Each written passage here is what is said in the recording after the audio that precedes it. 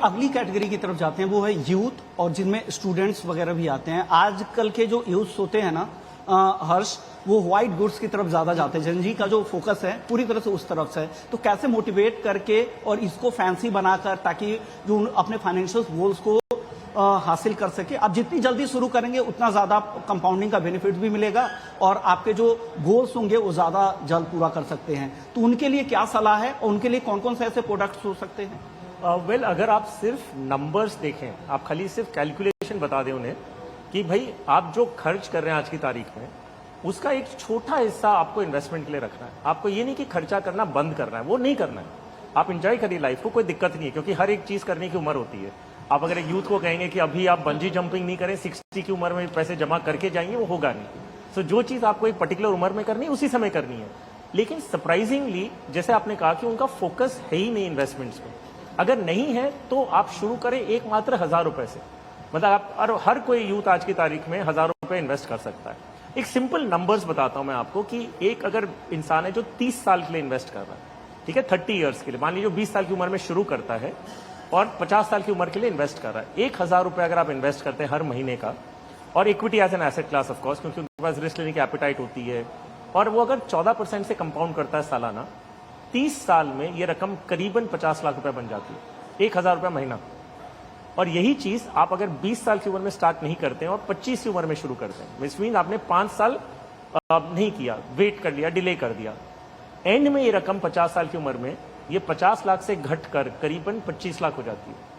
सो सिर्फ 5 साल आपने जो डिले किया, उसका एंड कॉर्पस आपका आधा हो जाता है। सो क्यों जल्दी शुरू करना चाहिए, इसका इससे बड़ा एग्जाम्पल और नहीं मिल सकता। दूसरी चीज, आपको सिर्फ छोटी रकम करनी है। हम नहीं कह रहे हैं कि आप अपनी इनकम जितनी कमाते हो, जितनी पॉकेट मनी होती है, या जितनी आपके पास हाथ में पैसे पूरे के पूरे लगा दें, आधा लगा दें। एक छोटी रकम आपको 10-20% की आदत आप अगर अभी नहीं लगा पा रहे हैं, तो बाद में जब आप कमाने लगेंगे तो वो आदत कैसे लगाएंगे आप? सो हैबिट फॉर्मिंग ये एज में ज्यादा जरूरी है, और फिर उसे आप जब एक्चुअल रियल इनकम कमाने लगे तो उसे रेप्लिकेट करके अपनी एक फाइनेंशियल लाइफस्टाइल बनाएं। So I think that is the starting point. और क्योंकि उनके पास टाइम है, इक्विटी SIP करिए, नहीं समझ में आता इंडेक्स फंड लीजिए और शुरू करें। जैसे जैसे मार्केट में मैम ये यूथ को लेके जो है हमेशा सवाल रहता है कि ज्यादा मेहनत करें, ज्यादा घंटे लगाएं हफ्ते में और कह सकते हैं कि इसके अलावा भी बहुत सारी अर्निंग अपॉर्चुनिटीज आती है। ऑफकोर्स BCom के बाद या ग्रेजुएशन के बाद अर्निंग अपॉर्चुनिटीज आती है, बट उसके साथ साथ बहुत सारे एक्सपेंसेस आते हैं जो यूथ को जो है पे करने पड़ते हैं। और म्यूचुअल फंड एलोकेशन एक टाइप का डिसिप्लिन बन जाता है जो पूरी तरह एक्सेस नहीं करते पूरे मार्केट्स को। तो इसको लेके क्या ग्रोथ पोटेंशियल लगेगा, और कुछ चैलेंजेस भी तो जरूर होंगे यूथ को लेके, जब स्पेशली म्यूचुअल फंड के इन्वेस्टिंग में बात करें तो?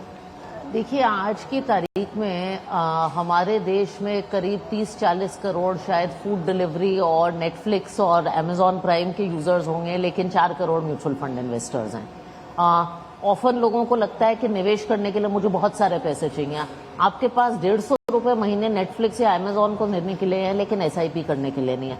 खर्चे सबके होते हैं, और जैसे कि इन्होंने कहा, NAV आपको खुशी नहीं दे सकती जो बंजी जंपिंग दे सकती है या जो मालदीव्स हॉलीडेज दे सकती है। मैं लोगों को कहती हूँ कि आपकी जो सैलरी है, यूथ आमतौर से सैलरी होता है, उसमें एक टारगेट लगा लीजिए कि मैं चलो 1000 रुपए की SIP कर लूंगा, चलो 100 रुपए की SIP कर लूंगा, और वो आदत डाल लीजिए। और उस SIP को आप एक टैक्स की तरह सोचिए। टैक्स तो आप देते हैं ना, आप ये नहीं कहते कि मैं iPhone ले रहा हूं तो टैक्स नहीं दे सकता। टैक्स सबसे पहले ही सैलरी में EMI कटता है, तो वो कट जाता है। तो वो SIP को भी एक इन्वेस्टमेंट टैक्स समझ लीजिए, मेरा तो इस पर कंट्रोल ही नहीं है, वो कट जाती है।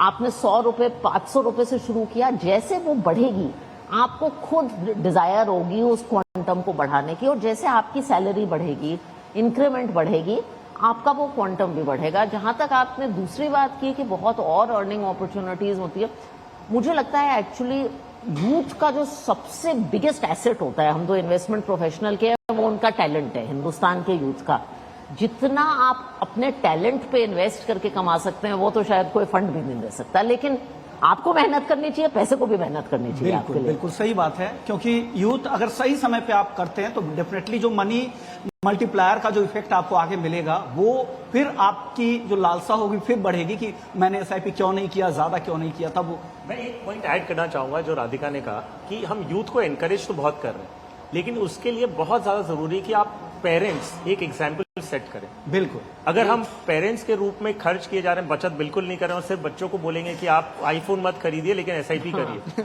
तो अब पेरेंट्स खुद देख रहे हैं कि आप खर्च किए जा रहे हो, तो it is not going to lead मैंने 10,000 किया, तू 100 कर ले, तो दोनों साथ साथ करते हैं, फैमिली गोल है, साथ में फैमिली वेकेशन ले कहा लेंगे। भी जाता है कि आप अपने जीवन शैली में बदलाव करके भी पैसे बना सकते हैं, तो वो अच्छा एग्जाम्पल सेट कर सकते हैं। अगर आप खुद ऐसा करेंगे तो वो भी फॉलो करेंगे, क्योंकि सोसाइटी में आमतौर पे जिस तरह की चीजें प्रशंसा की जाती है, प्रेज करते हैं लोग, उसी को लोग फॉलो करते हैं। जी। तो ये ध्यान में रखना चाहिए। चलिए अब